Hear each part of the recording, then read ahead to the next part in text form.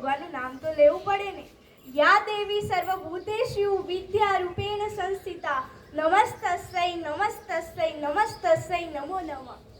હું મારા અહીંયા ઉપસ્થિત આચાર્ય શ્રી, શિક્ષકગણ તથા મારા વાલા વિદ્યાર્થી મિત્રો, હું મારા વક્તવ્યની શરૂઆત ધ્રુવ ભટ્ટની પંક્તિથી કરવા માંગુ છું કે ઓચિંતું કોઈ મને રસ્તે મળે ને કદી ધીરેથી પૂછે કે કેમ છે, તો આપણે તો કહીએ કે દરિયાશી મોજમાં ને ઉપરથી કુદરતની રેમ છે. મારે મારા વિષયની શરૂઆત કરવી છે, પણ આવા ઉદાસ ચહેરાથી નહીં, આવા મુરઝાયેલા ચહેરાથી નહીં, એક સ્મિતથી, એક હાસ્યથી મારે મારા વિષયની શરૂઆત કરવી છે કે ઉદાસી और निराशा जिस चेहरे का श्रृंगार करती है, कि उदासी और निराशा जिस चेहरे का श्रृंगार करती है, मक्खी भी उस चेहरे पर बैठने से इनकार कर देती है. तो माय डियर फ्रेंड्स, હસો તો જિંદગી તો ખુશખુશાલ બની જશે. હું તમને વાત કરું મારી જ, હું અહીંયા તમારા સમક્ષ ઊભી છું એટલે તમને જલ્દી ખબર પડી જશે.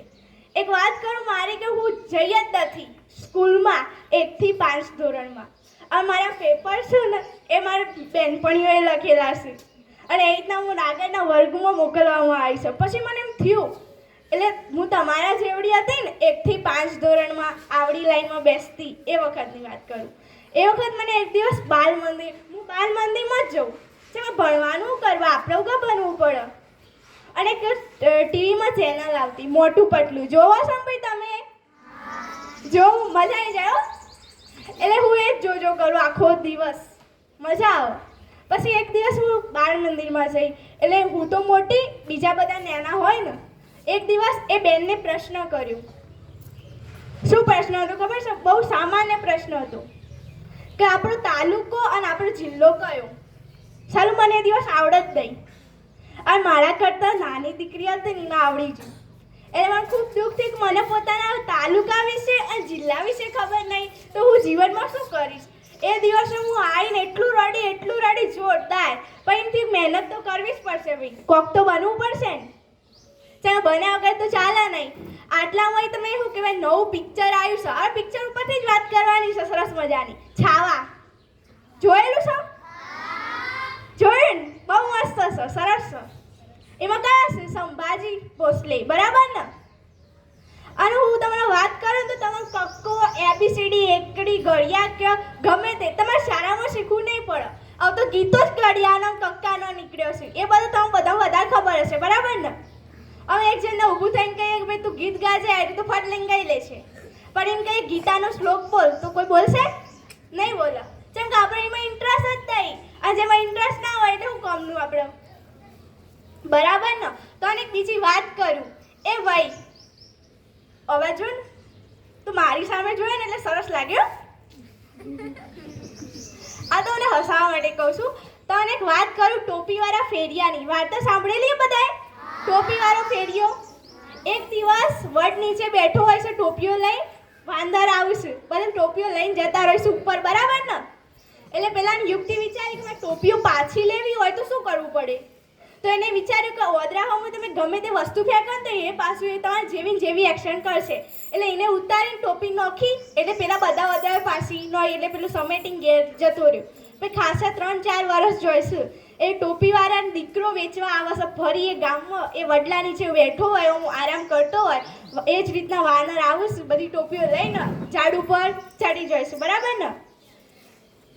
એટલે એમ થાય છે કે હું કરું હવે કે મારા બાપાને છે ને એક યુક્તિ વિચારી, ઘેર બધી વાત તો કરી હોય ને, ગમે તે વસ્તુ થઈ હોય રહી, તે એવા ટોપી ફેંકી હતી, એટલે ઓદરાઓએ બધી ટોપીઓ ફેંકી હતી. એટલે હું એવું કરું, તો એને ટોપી ઉતારી નેચર ફેંકી.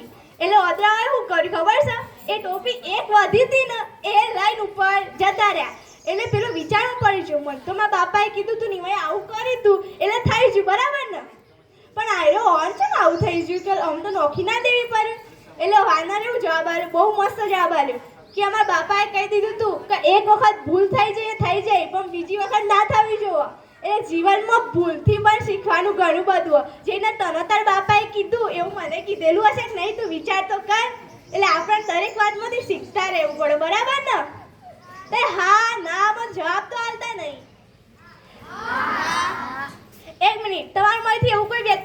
લક્ષ્ય નક્કી હોય કે મારે આ બનવું છે? કોઈ વ્યક્તિ ખરું મારે પોલીસ બનવું, આઈએએસ આઈપીએસ કોઈ બનવું? આપણે મારે જેવું હતું ખબર છે, હું કોઈ પણ પિક્ચર જોઉં ને એટલે મને એમ થઈ જાય પોલીસનું જોઉં ને એમ થાય પોલીસ જ બને, હા મજા આવી જાય. વકીલનું જોઉં તો વકીલ બની જાઉં. એટલે દરેક કેરેક્ટર છે ને મારા અંદર છે ને એવું હું વિચારીને ચાલું. આપણે છે ને હું બનવાનું ખબર, તમે કોઈ ના બનો તો એક સારા નાગરિક બનજો, એક માતા પિતાના સારા સુસંસ્કૃત દીકરા બનજો, બરાબર ને? બનશો ને તમે? એટલો તો મને વિશ્વાસ છે કે આવું મંડાલી જેવું ગામમાં આવા અનેરા બાળકો હોય એટલે બન્યું જ ને. એ તમારા ગામમાંથી એક જણ મોટો આઈએએસ કે આઈપીએસ બનશે એટલે તમે કહેશો આ ભાઈ મારો મિત્ર હતો. એકવાર એવી ઘટના બને છે, જોરદાર ઘટના છે, રાજકોટની અંદર બનેલી સત્ય ઘટના. એકવાર દવાખાનામાં, એ ભાઈ આ બાજુ ને, એ હલો આવાજ, આઈ એમ હિયર.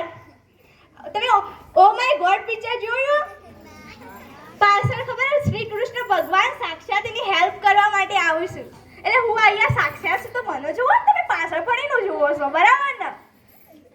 એકવાર એ દીકરો એ જન્મ લેશે રાજકોટના દવાખાનાની અંદર. એ દીકરાનો જન્મ થાય છે.